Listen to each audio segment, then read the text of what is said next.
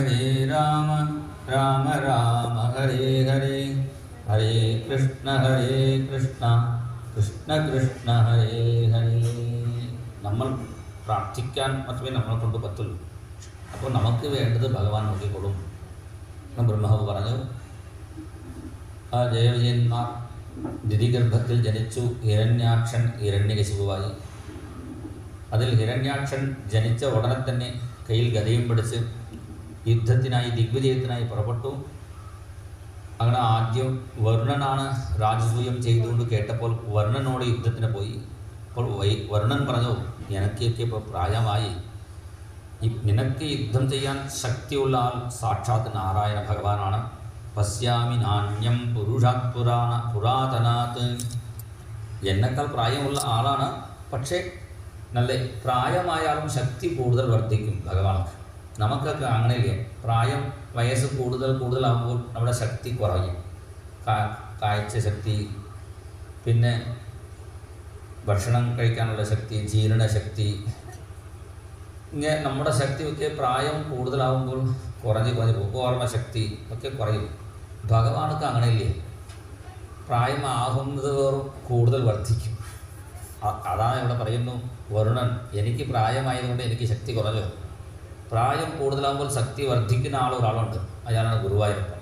എത്ര പ്രായമായാലും പുരാണപുരുഷ പുരുഷാത് പുരാതനാത് യസ് സംയുഗേ ത്വാം രണമാർഗ കോവിദം ആരാധയിഷ്യത്യസുരർഷഭ ഇഹിതം മനസ്വിനോ യം ഗൃണത്തെ ഭവാദൃശാഹ. ആ ഭഗവാനുടെ യുദ്ധത്തിന് പോയിക്കോളൂ പറഞ്ഞപ്പോൾ പുറപ്പെട്ടു. ഹിരണ്യാക്ഷൻ പോകുന്ന വഴിയിൽ നാരദനെ കണ്ടു. നാരദനോട് വിഷ്ണു എവിടെ എന്ന് ചോദിച്ചു. അപ്പോൾ ചോദ്യം തന്നെ തെറ്റെത്തുള്ളൂ. വിഷ്ണു പറഞ്ഞാൽ അർത്ഥം എല്ലാത്തിലും വ്യാപിച്ചിരിക്കുന്ന ആളാണ്. എല്ലാത്തിലും വ്യാപിച്ചിരിക്കുന്ന ആൾ എവിടെ ചോദിച്ചാൽ 8 കാലിക്ക് എത്ര കാലം ചോദ്യം ചോദിക്കുന്നത് പോലെയാണ്. അതുപോലെ വിഷ്ണു എവിടെ ചോദിച്ചപ്പോൾ നാരദൻ മനസ്സിലാക്കി, ഭഗവാന്റെ അടുത്തിരുന്ന ആളല്ലേ വിഷ്ണു, ഇവിടെ എന്നോട് കാണിച്ച ആളാണ് ഇപ്പോൾ എവിടെ ചോദിക്കും. അപ്പോൾ പറഞ്ഞു, പാതാളത്തിൽ ചെന്നോളൂ, അവിടെ ഇരിക്കുന്നുണ്ട് പറഞ്ഞപ്പോൾ പാതാളത്തിൽ ചെന്നു. അവിടെ വരാഹ പരിമാണം കണ്ടപ്പോൾ ജഹാസചാഹോ വനഗോചരോ മൃഗ. നാരദൻ വർണ്ണിക്കുമ്പോൾ ചതുർഭുജ ശംഖചക്ര ഗതാധാരിയായി നല്ല സുന്ദരനായിരിക്കും പറഞ്ഞു. ഇവിടെ കാണുമ്പോൾ ഒരു പന്നിയല്ലേ നിൽക്കുന്നു, കാട്ടിൽ അളഞ്ഞു തിരിയുന്ന പന്നിയല്ലേ, മൃഗമല്ലേ നീ ചോദിച്ചു. ഭഗവാൻ പറഞ്ഞു, സത്യം പറഞ്ഞു, ഞാൻ മൃഗം തന്നെയാണ്. മൃഗം പറഞ്ഞാൽ അർത്ഥം മൃഗ്യതേ മൃഗ, തേടി കണ്ടെത്തേണ്ടതാണ് മൃഗം. മാത്രമല്ല കാട്ടിൽ അലയുന്ന മൃഗം പറഞ്ഞാൽ ഞാൻ സാധാരണ കാട്ടിൽ അലയുന്ന മൃഗമില്ല. വൃന്ദാവന കാട്ടിലും ദണ്ഡകാരണ്യ കാട്ടിലും പിന്നെ വേദത്തിൽ ബൃഹദാരണ്യകം അങ്ങനെ ഒരു കാടുമുണ്ട്, ആരണ്യഭാഗം. അങ്ങനെ വേദമാകുന്ന കാട്ടിൽ അലയുന്ന മൃഗമാണ് ഞാൻ. പിന്നെ വനം പറഞ്ഞാൽ വെള്ളം, വെള്ളത്തിൽ കിടക്കുന്ന മൃഗമാണ്. പാലാഴിയിലും കാർണോദകത്തിലും. നിന്നെപ്പോലെ യുഷ്മദ്വിധാൻ മൃഗയെ ഗ്രാമസിംഹാണ്. നിന്നെപ്പോലെ നാട്ടിൽ അലഞ്ഞു തിരിയുന്ന സിംഹത്തിനെ അന്വേഷിക്കുന്നു, ഗ്രാമസിംഹത്തിനെ അന്വേഷിക്കുന്നു പറഞ്ഞപ്പോൾ ഹിരണ്യാക്ഷൻ വിചാരിച്ചു നമ്മളെ സിംഹം പറയുന്നത് കൊണ്ട് പെരുമയാണെന്ന് വിചാരിച്ചു. പക്ഷേ സംസ്കൃതം പഠിച്ചിട്ടില്ല ഹിരണ്യാക്ഷൻ. ഗ്രാമസിംഹം പറഞ്ഞാൽ ഗ്രാമത്തിൻ്റെ സിംഹം ആരാണ്? 4 കാലും വാളും ബഹുവും നായി. ഇന്നെപ്പോലെ നായ്ക്കളെ അന്വേഷിക്കുന്നു പറഞ്ഞ് ഭഗവാൻ യുദ്ധം തുടങ്ങി. ആ യുദ്ധത്തിൽ സന്ധ്യാസമയമായപ്പോൾ മായാപ്രയോഗമൊക്കെ ചെയ്യുന്നു. ബ്രഹ്മാവ് പറഞ്ഞു വേഗം വരിക്കണേന്ന് പ്രാർത്ഥിച്ചു. ഉടനെ ഭഗവാൻ തൻ്റെ തിരുവടി കൊണ്ട് അടി കൊടുത്തപ്പോൾ ഹിരണ്യാക്ഷനെ തല തിരിഞ്ഞ് ഇങ്ങനെ ചിലപ്പോൾ തല കറങ്ങുന്നുണ്ട് പറയാറുണ്ട്. ശരിക്കും ഇയാൾക്ക് തല കറങ്ങി ഇങ്ങനെ വീണു. ഭഗവാനെ നോക്കി മരിച്ചു. ഹിരണ്യാക്ഷനക്ക് മുക്തി കിട്ടി എന്നാണ് അവിടെ പറയുന്നത്. ഹിരണ്യാക്ഷൻ ഭഗവാന്റെ പാദത്തിൽ ലയിച്ചു. ഇത് നോക്കി ദേവന്മാർക്ക് അത്ഭുതപ്പെട്ടു. ഹിരണ്യാക്ഷനെയും സ്തുതിച്ചു, വരാഹപെരുമാനെയും സ്തുതിച്ചു.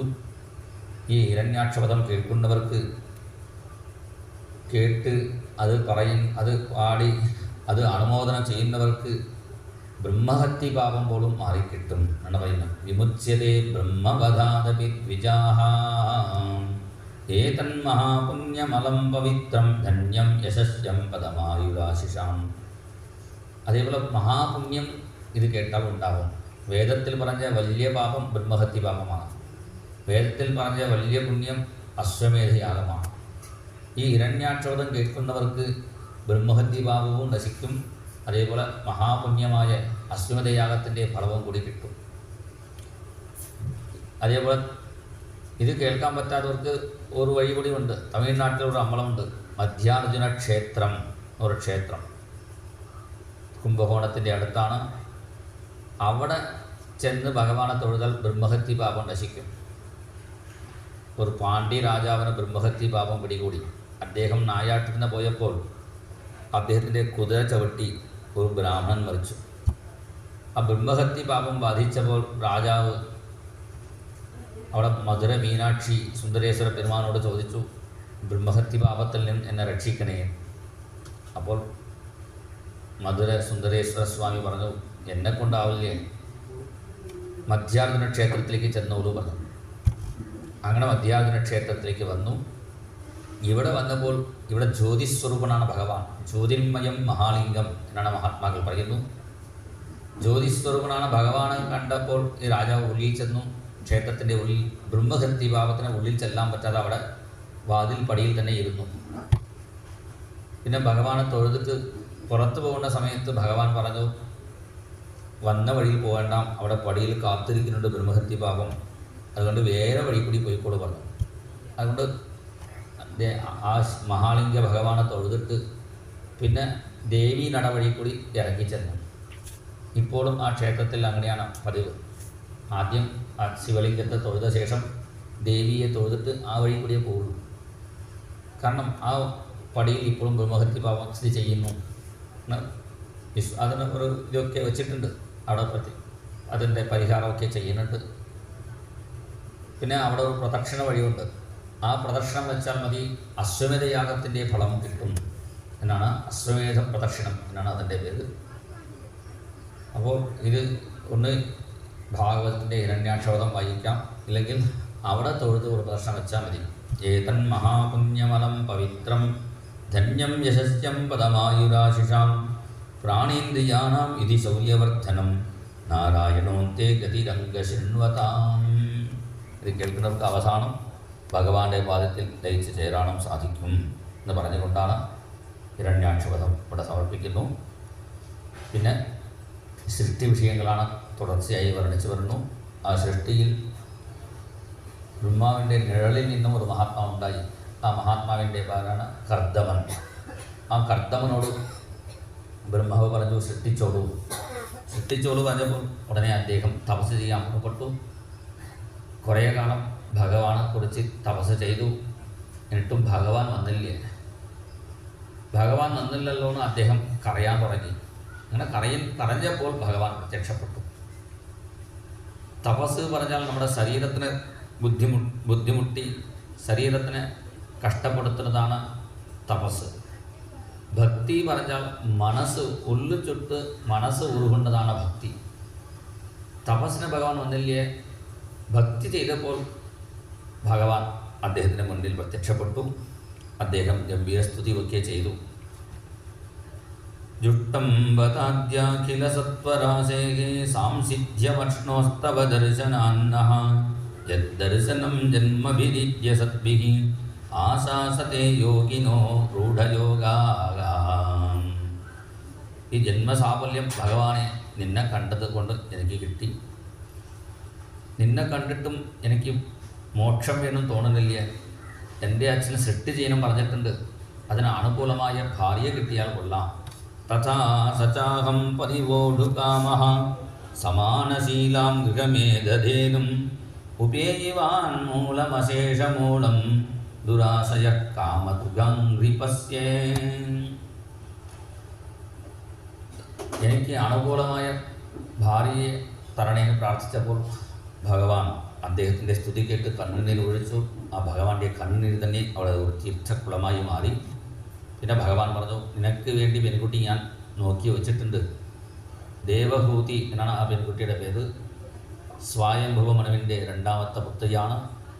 ആ പുത്രിയെ വിളിച്ചുകൊണ്ട് നാളെ ഇവിടെ വരും. പരശ്രോ ധർമ്മകോവിത, നാളല്ല മറ്റന്നാൾ ഇവിടെ വരും. ഭഗവാൻ ഡേറ്റും വരെ ഇവിടെ പറഞ്ഞിട്ടുണ്ട്. മറ്റന്നാൾ ഇവിടെ വരും. ആ പെൺകുട്ടിയെ വിവാഹം കഴിച്ചോളൂ. നിങ്ങൾ രണ്ടുപേർക്കും 9 പെൺകുട്ടികൾക്ക് ശേഷം ഞാൻ തന്നെ പുത്രനായി ജനിച്ചോളാം. നമ്മൾ കുറച്ച് ചോദിച്ചാലും ഭഗവാൻ കൂടുതലേ കൊടുക്കുള്ളൂ.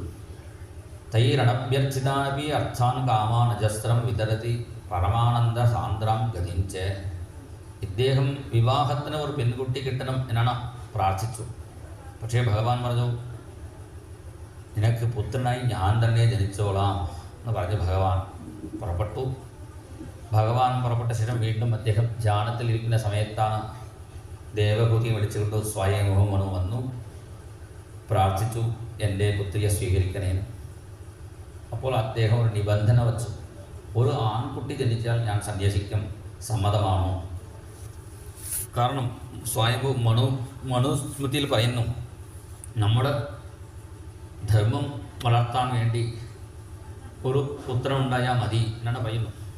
പക്ഷേ നമ്മുടെ ധർമ്മം ഇപ്പോൾ വേണമെങ്കിൽ 2-3 കുട്ടികൾ വേണ്ടി വരും. കാരണം നമ്മുടെ നാടിനെ രക്ഷിക്കാൻ ഒരു കുട്ടി, നമ്മുടെ ധർമ്മം നോക്കിക്കൊണ്ട് പോവാം, അങ്ങനെ മിനിമം 2 കുട്ടികളെ വേണം എന്ന് പറയുന്നു മഹാത്മാക്കൾ. അപ്പോൾ ഒരു സന്താനം ഉണ്ടായി കഴിഞ്ഞാൽ ഞാൻ സന്യസിക്കും, സമ്മതമാണോ ചോദിച്ചപ്പോൾ ദേവഭൂതി സമ്മതം പറഞ്ഞു. പിന്നെ ദേവഭൂതിയെ വിവാഹം കഴിച്ചു. വിവാഹം കഴിച്ചിട്ടും അദ്ദേഹം വീണ്ടും തപസ്സിൽ ചെന്നു.